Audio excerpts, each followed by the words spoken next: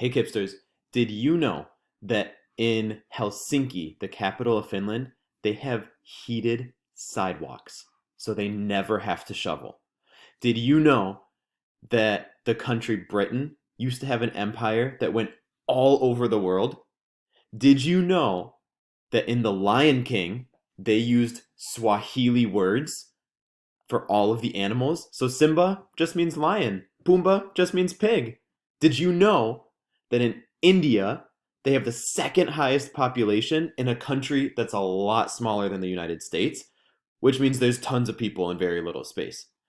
If you were in the World Travelers Club last quarter, then you know all of these things because we look at a different country every week and we learn some fun facts about that country and we even learn some words in the language from that country.